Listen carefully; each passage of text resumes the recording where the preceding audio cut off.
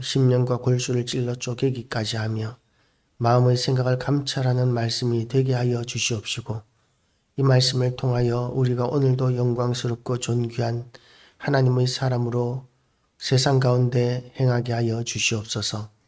오늘도 우리를 어디를 가든지 존귀하게 하여 주시고 영광스럽게 하여 주시고 은혜를 더하여 주시옵소서. 오늘도 모든 영광 하나님께 돌려드리오며 예수 그리스도 이름으로 기도드리옵나이다. 아멘. 오늘도 하나님의 은혜가 우리 모두에게 가득하시기를 주님의 이름으로 축복합니다. 오늘은 이제 우리가 그리스도인으로서 가정에서 또 세상 가운데서 어떻게 살아야 하는가에 대한 말씀을 우리에게 가르치고 있습니다. 오늘 본문은 이렇게 시작합니다. 아내들아, 이와 같이 자기 남편에게 순종하라. 그 당시에 여자의 권한이나 인권 이런 것들은 인정되지 않는 시대였다라는 것을 생각하면 아내들에게 이런 요구를 하는 것은 지나친 요구다라고 이렇게 생각할 수 있습니다. 사람 취급도 못 받는데 자기 남편에게 순종하는 그런 삶을 살아야 되느냐. 어떻게든 요령과 지혜를 사용해서 남편의 학대를 피하고 그리고 이렇게 자기의 어떤 편안한 삶을 누릴 수 있는 지혜, 그런 지혜를 주는 것이 합당할 것 같은데, 그런데 이 본문은 남편에게 순종하라. 순종 안 하면 죽을 수도 있는 시대였었기 때문에 어쩔 수 없이라도 순종해야 되는 사람들에게 순종하라고 이야기하고 있습니다. 순종하지 않으면 언제든지 남편에게 버림받을 수 있는, 버림받으면 아무런 삶의 대책이 없는 그런 시대의 아내들에게 남편에게 순종하라고 이렇게 이야기합니다. 그렇게 순종하는 것, 이것은 쉬운 일이 아닙니다. 남편을 진정으로 사랑하기가 사실상 이런 상황에서는 쉽지 않을 것 같습니다.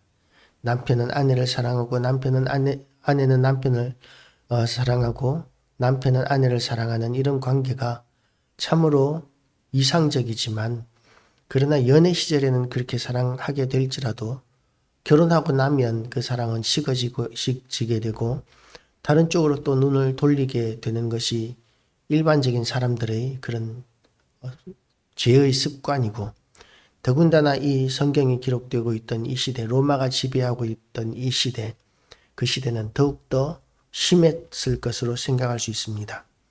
그런데 아내들에게, 남편에게 순종하라고 이렇게 이야기합니다. 이것이 그 시대, 정말 시대를 초월해서 가정을 지키는 하나님의 법이고 질서입니다. 지금 이 시대에도 우리는 아내는 남편을 사랑하고 남편은 아내를 사랑해야 합니다. 그럴 때 가정이 제대로 세워지고 아름다운 가정이 되는 것이죠. 그것이 하나님이 만들어 놓으신 창조의 질서입니다. 그래서 옛날이나 지금이나 2000년 전에 기록된 이 성경 말씀이 오늘날 보아도 전혀 우리가 촌스럽다라든지 시대 상황과 맞지 않다라든지 이렇게 생각할 수 없는 진리의 말씀입니다. 왜냐하면 모든 것을 아시는 하나님께서 기록하신, 우리에게 주신 말씀이기 때문에 그렇습니다. 예나 지금이나 여자들은 또 자기를 꾸미는 일에 많은 시간을 사용합니다. 우리가 한번 나들이를 하려고 하면 아내들이 준비하는 시간이 너무 길어지기 때문에 남편들은 거기에 불만을 많이들 가집니다. 그런데 아내들은 해야 될 일이 많아요. 정리정돈도 해야 되고 또 이것저것 외출을 위한 챙기는 것들이 많기도 하고, 더군다나 이제 옷을 선택한다든지 또는 화장을 한다든지 이러는 것에 많은 시간이 소요가 됩니다. 그것이 참 남편들의 불만이죠. 미리미리 준비해서 그렇게 시간을 지키고 나가면 참 좋을 텐데, 시간이 다 되어 가는데, 시간은 자꾸만 가는데 늦었는데도 불구하고 여전히 화장대 앞에 앉아있고 조금만 기다리라 그러고, 그리고 옷장 안에 옷이 가득 차 있는데도 불구하고 입을 옷이 없다 라고 이렇게 불평불만을 하는 그런 것이 일반적인 아내들의 모습이기도 한 것이죠. 그런데 성경은 이렇게 이야기합니다. 너희의 두려워하며 정결한 행실을 봄이라. 너희의 단장은 머리를 꾸미고 금을 차고 아름다운 옷을 입는 외모로 하지 말고. 어제 우리 딸이 이제 병원에 갈 일이 있어서 병원에 갔더니 그 병원에 환자는 아닌 것 같고 어떤 볼일 보러 온 사람인 것 같은데 손목에 아주 굵직한 사슬, 금으로 된 사슬을 차고 있는 사람을 봤습니다. 야, 저거 무거워서 불편하지 않을까 싶을 정도로 굵은 사슬을 금으로 만들어서 손목에 차고 있었습니다. 옛날 같았으면 그야말로 자칫 저거 손목 잘릴라 뭐 그렇게 생각할 수도 있을 만큼 그렇게 귀한 지금 금값이 굉장히 비싸지요. 지금은 한 돈에 뭐 50만 원, 60만 원 한다고들 그러는데 그런 시대에 그렇게 굵은 금 손목 고리를 하고 목걸이도 그렇게 굵은 것으로 하고 그렇게 하고 다니면 그 한 사람이 걸어 다닌 그것 때문에 범죄자들의 표적이 되기가 너무 쉬울 것 같은데 사람들은 그런 것으로 자기를 꾸미고 과시하기를 좋아합니다. 그런데 성경은 뭐라고 이야기합니까? 너희의 단장은 머리를 꾸미고 금을 차고 아름다운 옷을 입는 외모로 하지 말고. 우리가 넉넉해서 아주 부유해서 돈을 쓸 그야말로 어떻게 처치할 수가 없을 정도가 되어서 그러면 우리가 최소한 어느 정도는 우리를 꾸밀 수 있습니다. 아니 어쩌면 우리가 조금은 그런 사치를 해야 될 것입니다. 우리가 정말 넉넉하다면 그렇게 부유한 사람들이 조금 사치를 하는 것을 통해서 경제가 돌아가고 또한 예술이 발달하게 되고 문명이 발달하는 부분들이 있기 때문입니다. 고려시대의 유물들을 보면 아주 화려한 데 비해서 조선시대의 유물들을 보면 초라하기 짝이 없는 이유가 그것입니다. 왕실도 그렇게 검소해야 한다. 그러니까 장인들이 그야말로 설 자리가 없는 것이죠. 정성을 다해서 혼을 담아서 뭔가를 만들어도 그것을 제값에 사줄 사람이 없고 사줄 사람이 없으니까 생활이 안 되는 것입니다. 장인들이. 그러니까 그것을 다음 세대에게 자식에게 물려주지도 못하고 그러면서 고려시대의 화려한 그런 장인들이 조선시대에 가면서는 사라지게 되는 그런 아까운 안타까운 그런 역사를 우리는 가지고 있는데요. 그런데 그렇기 때문에 우리가 아주 넉넉하다면 그런 것들을 누리는 것도 필요합니다. 세상을 위해서도 다른 사람들을 위해서도 필요하지만 과도하게 우리가 분에 넘치게 행하는 사람들이 있습니다. 샤넬이라든지 이런 우리가 이름만 들어도 그 정도는 가지고 있어야 돼 하는 그런 광풍이 한동안 불었었습니다. 지금도 불고 있는지 모르겠는데 명품이라는 것에 사람들이 왜 그렇게 마음이 끌리는지 모르겠습니다. 핸드백 하나, 또 파우치 하나, 지금 대통령 영부인 파우치 때문에 명품 파우치가 지갑인데 300만 원짜리 그것 잘못 받아가지고 온 나라가 지금 떠들썩하지요.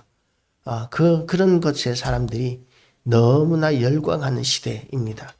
그런 것은 지나친 것입니다. 그렇게 살아서는 안 됩니다. 그리스도인은 우리가 하나님의 은혜 가운데서 속사람이 거룩한 것이 훨씬 중요합니다. 속사람을 거룩하게 하는 방법이 무엇이냐 하면 오직 마음에 숨은 사람을 온유하고 안정한 심령이 썩지 아니할 것으로 하라. 겉사람보다 속사람을 꾸미는 일에 진실하고 거룩한 마음을 가꾸어 나가는 일에 더욱더 우리가 힘을 써야 한다라는 것이죠. 그 대표적인 예가 사라의 이야기가 나옵니다. 사라는 아브라함을 주인으로 모셨습니다. 남편을 주인으로 모시는 아내라는 것은 지금 이 시대의 사고방식과는 전혀 맞지 않습니다. 그런데 이 성경이 기록되던 이 시대에는 그것이 기본이었었습니다. 그런데 남자의 성품과 여자의 특성의 차이가 상당히 많은 차이가 납니다. 사람과 침팬지가 가장 가까운 관계라고 이렇게 이야기합니다. 그런데 사람과 침팬지의 차이보다도 더 큰 것이 남자와 여자의 차이라고 이렇게 유전학자들은 이야기합니다. 그러니까 이 침팬지와 사람의 차이보다도 여자와 남자의 차이가 갑절 이상, 배 이상의 유전적인 차이가 있다라고 이렇게 이야기합니다. 그러니까 엄청난 차이라는 것이죠. 그 차이를 우리는 인정할 수 있어야 합니다. 하나님께서 우리를 그렇게 만들어 놓으셨습니다. 남자들은 무시당할 때 가장 힘들어 합니다. 참지 못합니다. 여자들은 그래서 남자들을 무시해서는 안 된다는 것이죠. 그리고 또한 여자는 사랑받아야 하는 존재로 하나님께서 만들어 놓으셨습니다. 그래서 섬세하고 정말 여자들은 사랑받기에 합당한 그런 모습들을 가지고 있는 것 같습니다. 그런데 페미니즘이라든지 또는 성차별주의라든지 이런 것을 통해서 남자와 여자가 완전히 차별이 없어져야 한다라고 이렇게 주장하는 시대가 되어 버렸습니다. 남자가 감당할 수 없는 여자의 일들이 있습니다. 여자가 감당할 수 없는 남자의 일들이 있습니다. 그 차이는 인정해야 합니다. 그럴 때 세상이 편안한데 남자와 여자는 차별이 없어야 돼. 그렇게 개성이나 특성이나 유전적인 모습들을 인정하지 않을 때 우리는 힘들어지고 고통스러워지게 되는 것이죠. 남자나 여자나 똑같아야 돼. 그러면 남자들이 무거운 힘든 일을 하면 여자들도 힘든 일을 해야 합당하다고 남자들은 생각합니다. 여자들은 이렇게 생각합니다. 남자와 여자는 같아야 돼. 그러면서 왜 여자들에게만 유리천장이 있는 거야? 물론 유리천장이 있어서는 안 되겠죠. 똑같은 수준이라면 그러면 유리천장이 있어서는 안 되겠지만 여자와 남자는 역할이 다르고 특성이 다르기 때문에 그 회사에서 필요에 따라서 진급을 시킨다면 할 말이 없는 것입니다. 더군다나 여자들은 여러 가지 불리한, 세상적으로 봐서는, 사회적으로 봐서는 불리한 조건들이 있습니다. 출산해야 하고, 또한 아까도 이야기했지만 몸을 꾸미는데 많은 시간을 들여야 하고, 효율적인 측면에서, 체력적인 측면에서 불리한 점이 많습니다. 이 숙직을 서는데, 회사를 지키는 숙직, 당직을 서는데 지금은 경비들이 있겠지만 그런 것들을 옛날부터 학교에서 여선생님들은 그것을 하지 않는 전통들이 있었습니다. 위험하기 때문인 것이죠. 남자들에 비해서 여선생님들은 위험하기 때문에 그래서 남자 선생님들을 오히려 학교에서 구하는 그런 시대가 되었습니다. 남자와 여자는 차이가 있음을 인정해야 합니다.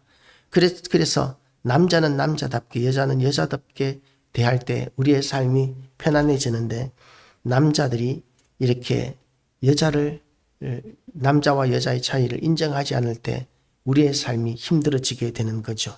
남편들아 이와 같이 지식을 따라 너희 아내와 동거하고 더 연약한 그릇이요 또 생명의 은혜를 함께 이어받은 자로 알아 귀히 여기라.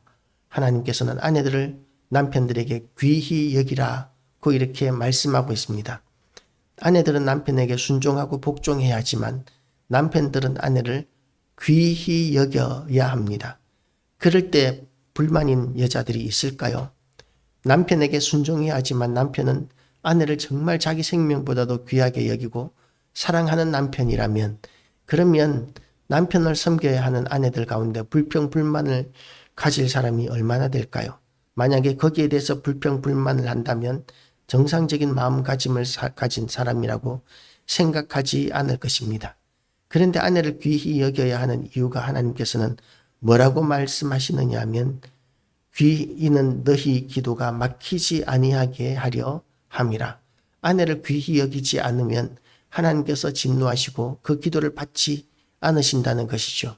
그래서 우리가 단지 기도를 길게 하는 것이 문제가 아니라 하나님 앞에 상달될 수 있는 그런 기도를 하기 위해서는 하나님과의 관계가 단절되지 않기 위해서는 하나님께서 주신 질서를 우리가 지켜야 하는데 그 질서를 지켜야 하나님과의 관계가 막히지 아니하고 기도가 막히지 아니한다 라고 이렇게 성경은 이야기하고 있습니다. 하나님의 은혜 가운데 살기 위해서 우리는 기도가 막히지 않기 위하여 남편들은 아내를 더 깊이 사랑하시고 더 소중히 여기게 되시기를 바랍니다. 아내들은 또한 남편을 뒤에서 휘두르고 또한 뭐라 그럴까요? 위에서 조정하려고 할 것이 아니라 남편의 일에 순종하고 복종하는 태도들이 있어야 합니다. 그럴 때 아름다운 가정의 모습이 이루어지게 되는 것이죠. 마지막으로 너희 말하노니 너희가 다 마음을 같이하여 동정하며 형제를 사랑하며 불쌍히 여기며 겸손하며 사랑의 관계를 맺으라 하는 것입니다. 우리는 진정으로 사랑하는 관계, 사랑이 식어진 관계이고 지금은 관계보다는 혼자의 삶에 너무나 편리해진 세상입니다. 혼자서 게임을 하고 혼자서 컴퓨터를 하고 혼자서 업무를 하고 그러는 것을 좋아하는 시대가 되어버렸습니다. 그런데 서로 사랑하라고 이렇게 이야기합니다. 악을 악으로 욕을 욕으로 갚지 말고 악을 악으로 갚아야 속이 시원하죠. 욕은 오는 말이 고와야 가는 말이 곱다 라는 그런 말처럼 우리가 욕을 욕으로 갚아야 속이 시원합니다. 그런데 악을 악으로 욕을 욕으로 갚지 말라고 합니다. 도리어 복을 빌라고 이렇게 말씀하십니다. 왜냐하면 하나님께서는 상대방을 향해서 복을 빌었을 때 그 복이 그 사람에게 합당하지 아니하면 돌아와서 우리에게로 복을 빈 사람에게로 돌아오게 만드는 영적인 질서를 만들어 놓으셨습니다. 우리가 속사람으로 봐서는 절대로 우리의 성격이나 우리의 마음으로 봐서는 절대로 용서를 할 수 없고 복을 빌 수 없는 사람이라 할지라도 우리가 복을 비는 것이 우리에게 참으로 복된 일이기 때문에 우리는 오히려 그들을 위하여 복을 비는 것이 지혜롭다고 성경은 이야기하고 있습니다. 그래서 우리가 복을 받기 위해서도 정말 복을 받기에 합당하지 않은 자들을 위해서 복을 빌 줄 아는 지혜로운 마음을 가지게 되시기를 축복합니다. 이는 너희가 부르심을 받았으니 이는 복을 이어받게 하려 하심이라. 복을 이어받게 하려 하심이라. 결론적으로 이렇게 이야기합니다. 생명을 사랑하고 좋은 날 보기를 원하는 자는 혀를 금하여 악한 말을 그치며 그 입술로 거짓을 말하지 말고 악에서 떠나 선을 행하고 화평을 구하며 그것을 따르라. 고 이렇게 우리에게 대강령처럼 이 땅에서 우리가 어떻게 살아야 할지에 대해서 훈계하고 가르칩니다. 왜냐하면 주의 눈은 의인을 향하시고 그의 귀는 의인의 간구에 기울이시되 주의 얼굴은 악행하는 자들을 대하시느니라 하였느니라. 우리가 하나님의 그 창조의 질서, 하나님의 성품에 합당한 그런 마음을, 그런 성도가 되어서 하나님께서 우리에게 주기를 원하시는 모든 복을 풍성히 받고 은혜를 풍성히 받기에 합당한 모든 교회와 성도들 다 되시기를 주님의 이름으로 축복합니다. 기도하시겠습니다. 하나님 아버지, 우리의 마음으로는 이렇게 우리에게 행악하는 자, 우리를 힘들게 하는 자들의 복을 비는 것이 참으로 어려운 일임을 고백합니다. 하나님 아버지, 우리가 세상 가운데서 감당할 수 없는 그런 어려운 상황들을 많이 만나지만 그럼에도 불구하고 감당할 수 있는 은혜를 우리에게 허락하여 주시옵소서. 하나님 아버지, 그래서 하나님 아버지 우리가 이 악한 세상 가운데서 탈진하지 않게 하여 주시고 낭망하거나 포기하지 않게 하여 주시고 상처 입지도 말게 하여 주시옵시고 하나님 아버지 짓밟히지도 않게 하여 주셔서 우리를 존귀하게 하시고 우리를 높이셔서 우리가 하나님의 은혜에 합당한 자가 되게 하여 주시옵소서. 우리를 도우시는 하나님, 인도하시는 하나님께 오늘도 찬양과 경배와 영광을 돌려드리오며 예수 그리스도 이름으로 기도드리옵나이다. 아멘.